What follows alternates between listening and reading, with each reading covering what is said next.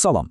Bugün gəlin tarixin axarını dəyişən, hətta bir ilkə səbəb olan bir hadisədən danışaq. Söhbət İngiltərə burjua inqilabından gedir. Təsəvvür edin, bir xalq öz kralını məhkəməyə çıxarır və edam edir. Bu, sadəcə bir kralın sonu deyildi. Əslində, bütöv bir sistemin, köhnə bir dünyanın sonuydu. Gəlin, bu böyük dəyişikliyin köklərinə doğru birlikdə addımlayaq. Baxın, bu sual əslində bütün bu hekayənin ürəyidir. Bir ölkəni öz hökmdarına, öz kralına qarşı bu qədər kəskin addım atmağa nə məcbur edə bilər ki?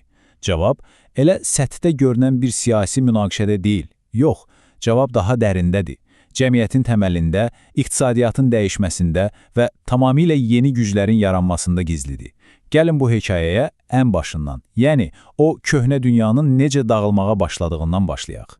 Deməli, hekayəmizin ilk pərdəsi yüzillər boyunca bütün Avropaya hakim kəsilən o köhnə dünya, yəni feodalizm haqqındadır. Artıq 17-ci əsrə çatanda bu nəhəng sistemin bünövrəsi sanki laxlamağa, divarlarında çatlar əmələ gəlməyə başlamışdı. Bəs yaxşı, bu sistem özü nə idi və niyə zəifləyirdi? Gəlin bu sistemi daha aydın başa düşək. Feodalizmi gəlin bir piramida kimi təsəvvür edək. Piramidanın ən yuxarı, ən uca nöqtəsində kim dayanır? Əlbəttə, kral. O, bütün torpaqların sahibi sayılırdı. Kral, ona sadiq qalacaqlarına və hərbi xidmət göstərəcəklərinə söz verən güclü zadəganlara, yəni lordlara, böyük torpaq sahələri, feodlar paylayırdı. Həmin o lordlar da öz növbəsində o torpaqları daha kiçik cəngavərlərə verirdilər. Piramidanın ən aşağı, ən geniş təbəqəsində isə əhalinin böyük, hədsiz böyük əksəriyyəti, yəni o torpaqlarda işləyən kəndlilər, təhkimlilər dayanırdı. Bilirsiniz, bu sistemdə sənin gücün, sənin statusun bankdakı pulla yox, sahib olduğun torpağın ölçüsü ilə müəyyən olunurdu.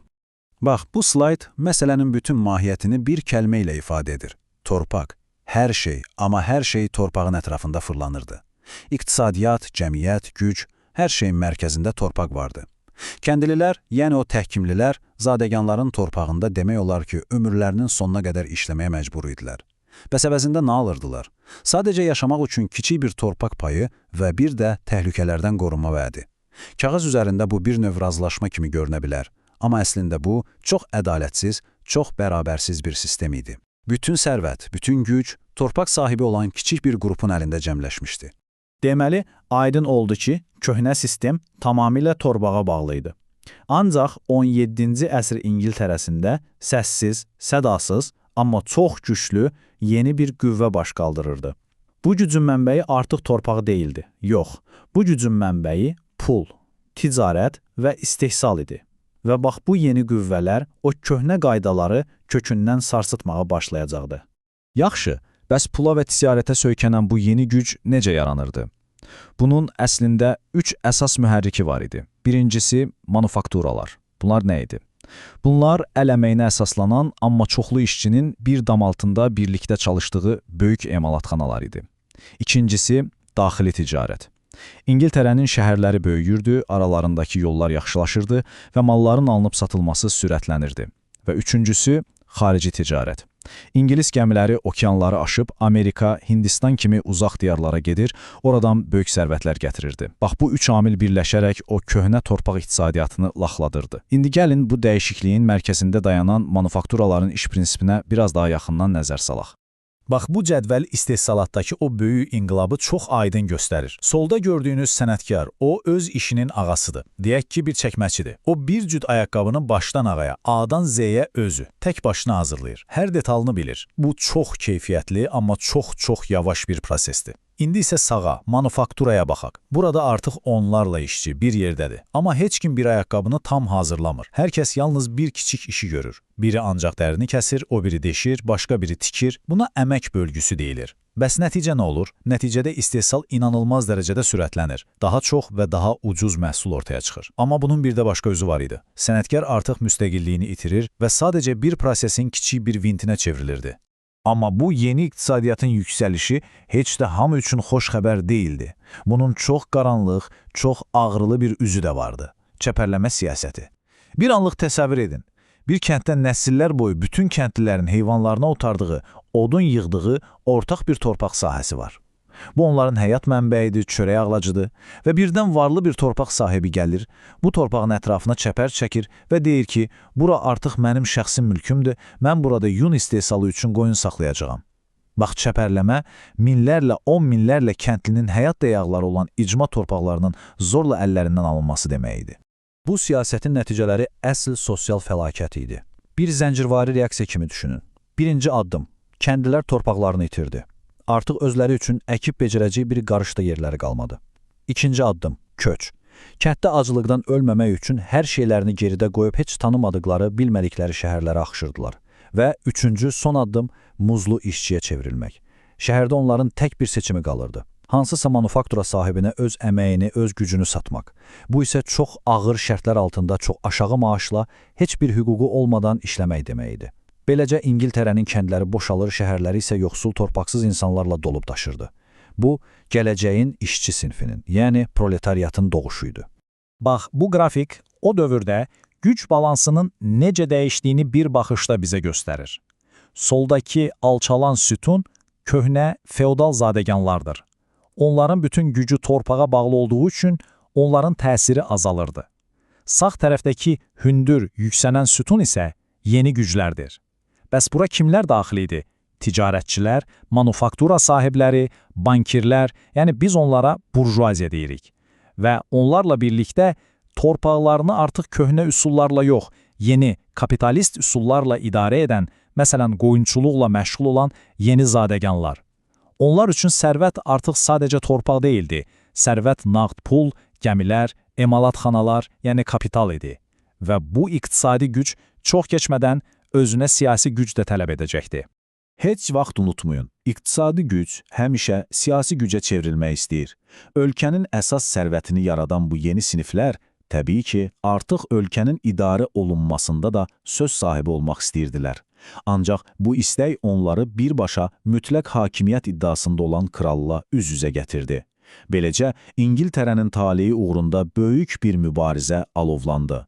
Və bu mübarizənin tam mərkəzində Kral 1. Karl dayanırdı. O, kralların ilahi hüququ deyilən bir ideyaya can başlı inanırdı.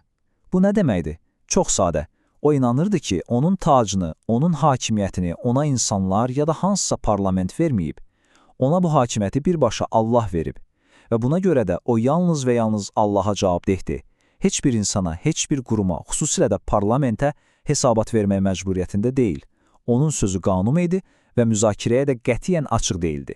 Kralın bu mütləq hakimiyyət iddiası birbaşa olaraq burjuaziyanın və yeni zadəganların cibinə toxundu. Kralın həmişə pula ehtiyacı var idi. Müharibələr aparmaq, dəbdəbəli saray həyatı yaşamaq. Və bu pulu toplamağın ən asan yolu nə idi? Təbii ki, vergilər. Amma İngiltərədə əsrlər boyu formalaşan bir qayda var idi. Kral parlamentin razılığı olmadan yeni vergi qoya bilməzdi. 1. Karl isə bu qaydanı heçə sayaraq, parlamentə məhəl qoymadan yeni vergilər, məcburi borclar tələb etməyə başladı. Bu artıq sadəcə iqtisadi məsələ deyildi, həm də bir prinsip məsələsi idi. Ölkənin sərvəti kralın şəxsi xəzinəsidir, yoxsa xalqın malıdır? Kralın o hakimiyyət Allahdandır iddiasının qarşısında isə parlament dayanırdı. O dövrdə parlament əsasən iqtisadi cəhətdən güclənmiş burjuaziya və yeni zadəganların təmsil olunduğu bir orqan idi. Onların məntiqi isə çox sadə idi. Bir dəqiqə, əgər ölkənin xəzinəsini dolduran vergiləri biz ödəyiriksə, o zaman o pulların hara xərclənəcəyinə də biz qərar verməliyik. Əgər qanunlar bizim ticarətimizə, bizim mülkiyyətimizə təsir edirsə, deməli o qanunların qəbulunda bizim də sözümüz olmalıdır. Bu, kralın mütləq iradəsi ilə xalqın nümayəndələrinin iradəsinin toqquşması idi.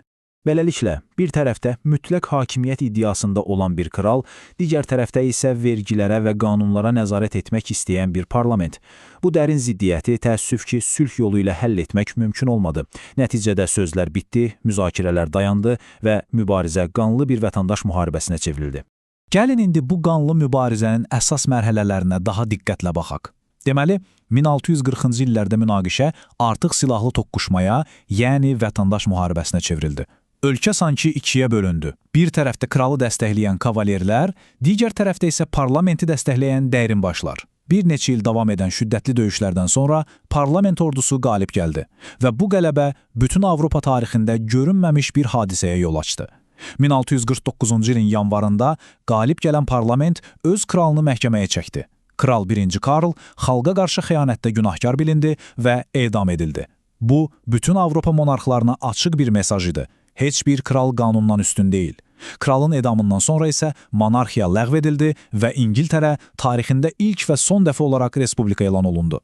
Yaxşı, bəs kralsız bir ölkəni kim idarə edəcəkdi? Bu zaman səhnəyə parlament ordusunun qələbəsində həlledici rol oynamış istedadlı bir sərkərdə Oliver Cromwell çıxdı. O, əvvəlcə respublikanın lideri oldu, daha sonra isə Lord Protector titulu ilə faktiki olaraq ölkənin tək başına idarəçisinə çevrildiyi və çox ciddi hərbi nizam-intizama əsaslanan yeni bir sistem qurdu. Beləliklə, İngiltərə böyük bir vətəndaş müharibəsi yaşadı. Öz kralını edam etdi və respublika oldu. Bəs bütün bu sarsıdıcı hadisələrin yekun nəticəsi nə idi? Bu inqilab İngiltərəni və bütün dünyanı necə dəyişdi?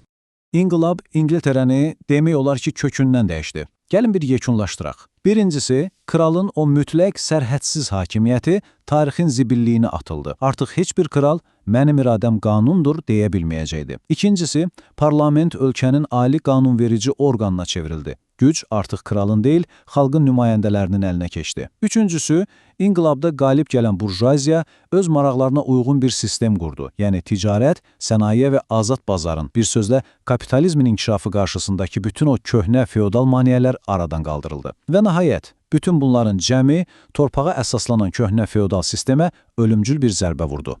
Amma bu hadisənin təsirləri İngiltərənin sərhədlərini çox aşdı. Bu təkcə bir adanın hekayəsi deyildi, əsla. Bu, bütün dünyaya yayılan bir mesaj idi. Deməli, kralların hakimiyyəti ilahi və toxunulmaz deyilmiş. Deməli, xalq ayağa qalxıb öz taleyini özü dəyişdirə bilərmiş. İngiltərə inqilabı bir əsr sonra baş verəcək Amerika və Fransa inqilabları kimi böyük dəyişikliklərin yolunu açan feodalizmdən müasir dünyaya keçidin ilk böyük məşəlini yandıran hadisə oldu. Və beləcə, hekayəmizin sonuna gəlib çatdıq. Sonda isə sizi bu düşündürücü sualla baş-başa buraxmaq istəyirəm.